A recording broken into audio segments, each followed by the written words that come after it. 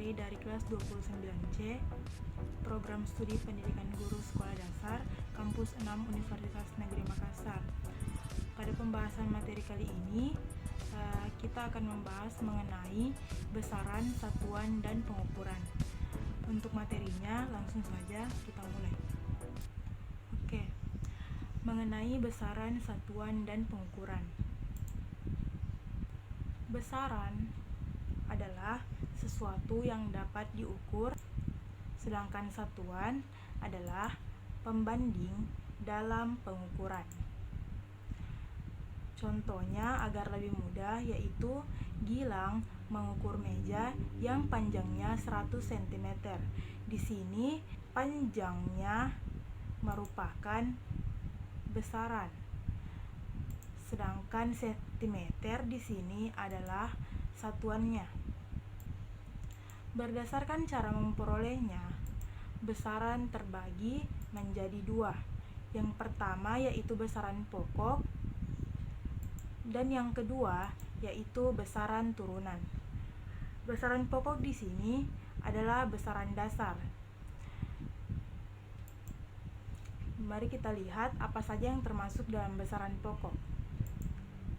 Besaran pokok ada 7 yang disepakati dalam satuan internasional, yaitu panjang, massa, waktu, suhu, kuat arus, intensitas cahaya, dan jumlah zat. Adapun mengenai satuan internasional dan lambang satuannya dapat kita lihat pada tabel yang saya tampilkan. Untuk mudah memahaminya, kita bisa menggunakan rumus pintar ini, yaitu SMP jiwa.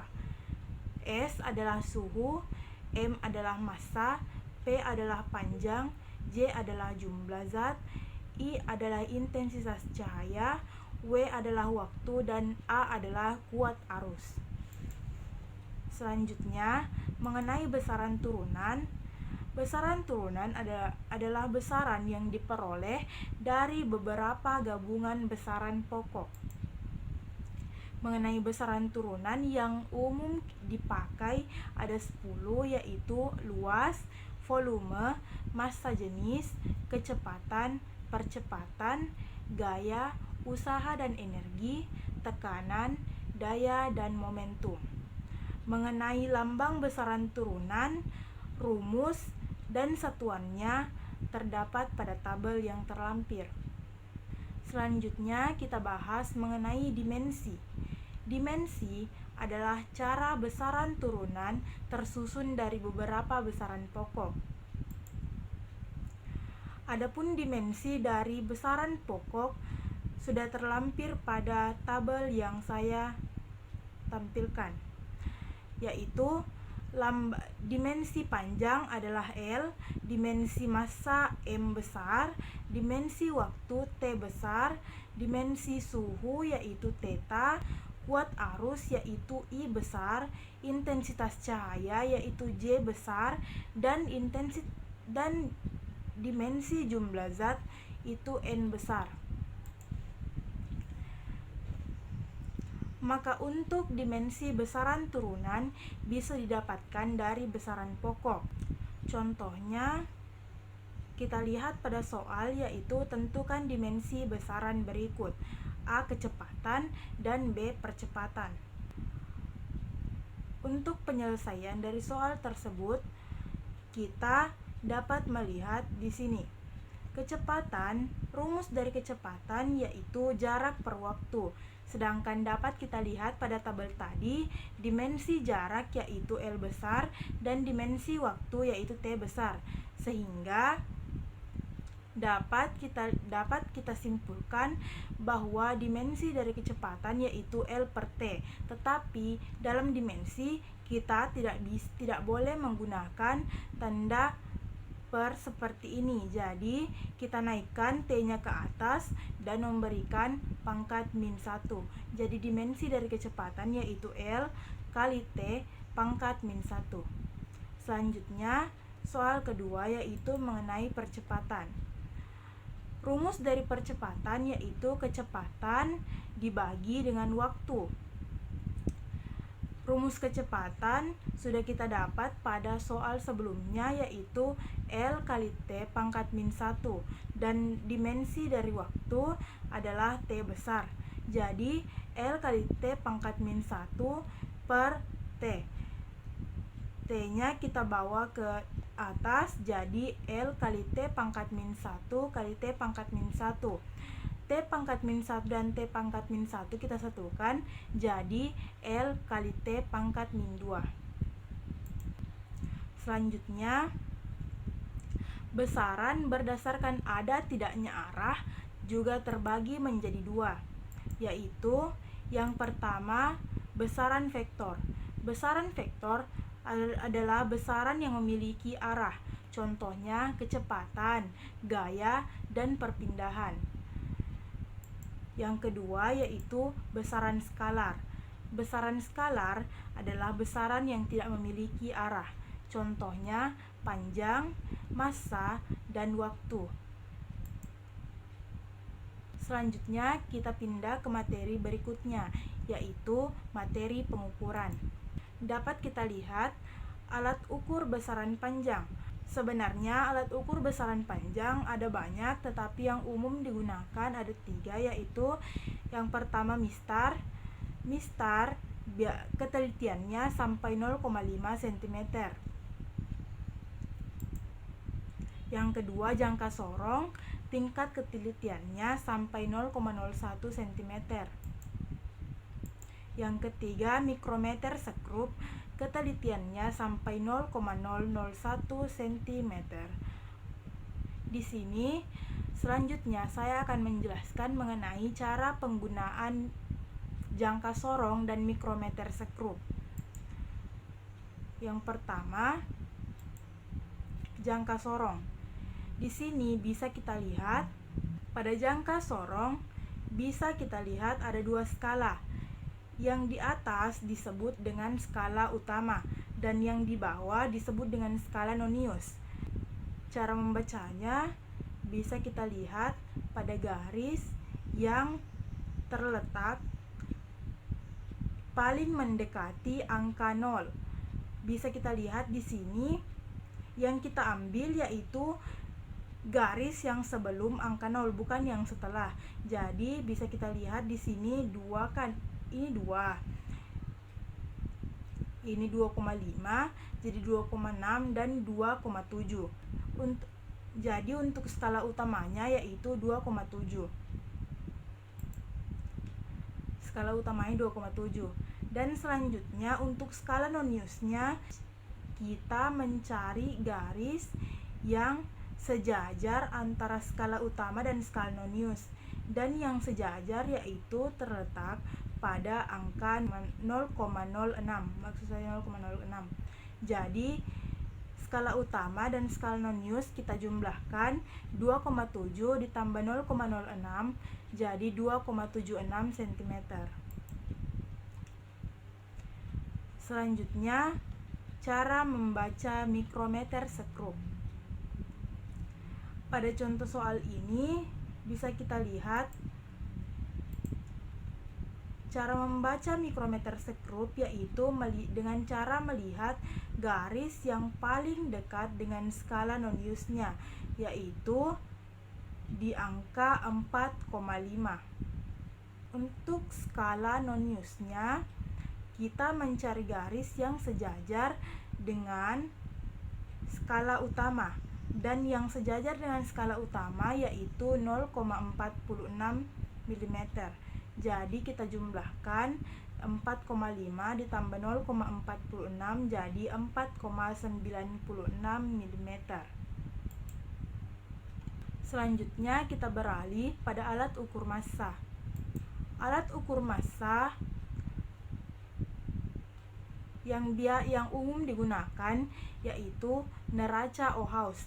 Sedangkan neraca Ohaus juga terbagi menjadi 4, yaitu neraca Ohaus digital, neraca Ohaus 2 lengan, 3 lengan, dan 4 lengan.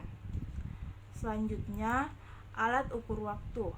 Alat ukur waktu yang banyak digunakan yaitu stopwatch.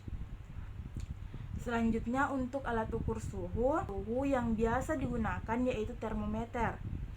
Adapun gambar yang tampil sekarang yaitu termometer untuk gas. Yang ini adalah termometer untuk zat cair, dan yang terakhir adalah termometer untuk zat padat. Materi selanjutnya mengenai aturan angka penting.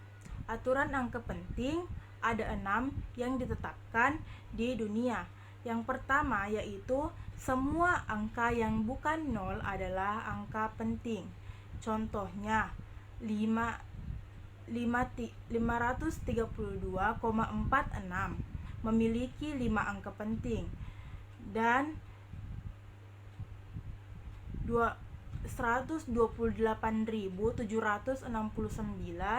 memiliki 6 angka penting. Selanjutnya yang kedua yaitu angka 0 yang terletak di antara angka yang bukan 0 adalah angka penting. Kita ulangi, angka 0 yang terletak di antara angka yang bukan 0 adalah angka penting.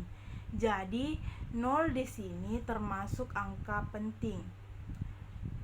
Bisa kita lihat pada contoh.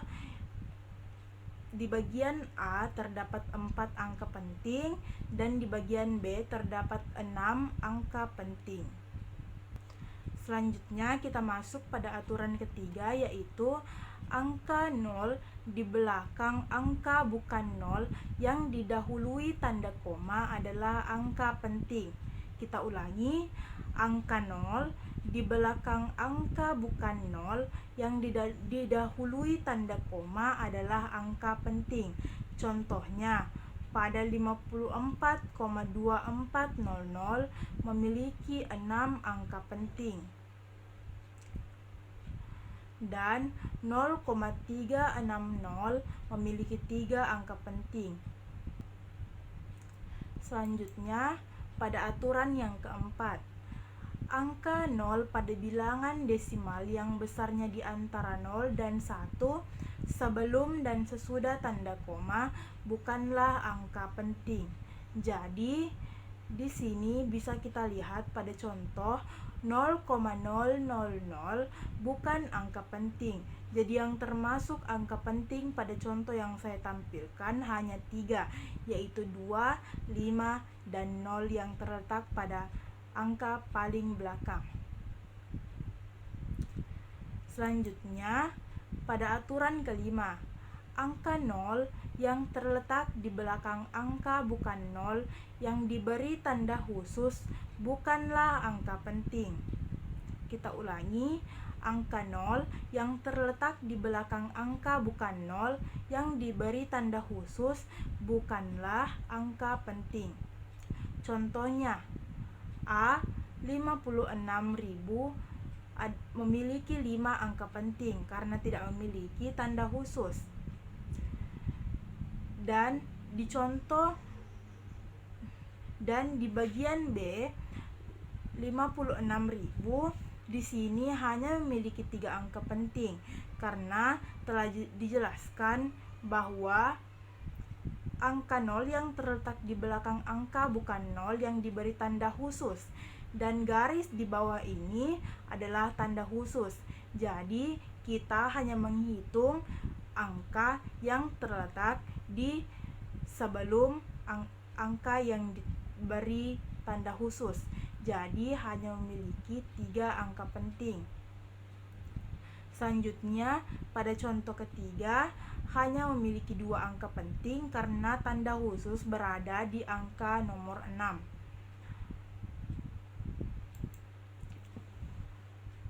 Kita beralih pada aturan yang ke-6. Pada aturan yang ke-6 yaitu notasi eksponen. Contohnya, pada bagian A 3,26 kali 105 hanya memiliki 3 angka penting. Karena 105 di sini bukan merupakan angka penting melainkan disebut dengan orde. Selanjutnya, pada bagian B 5 kali 109 hanya memiliki satu angka penting, karena 109 bukan angka penting dan melainkan orde.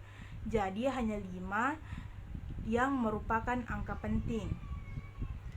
Pada bagian C, 6,8400 kali 106 hanya memiliki 5 angka penting yang terletak di sini.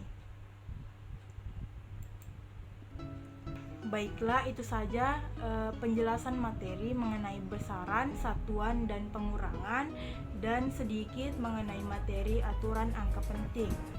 Jadi apabila ada salah kata dari saya sendiri, mohon maaf. Terima kasih telah menonton video saya. Assalamualaikum warahmatullahi wabarakatuh.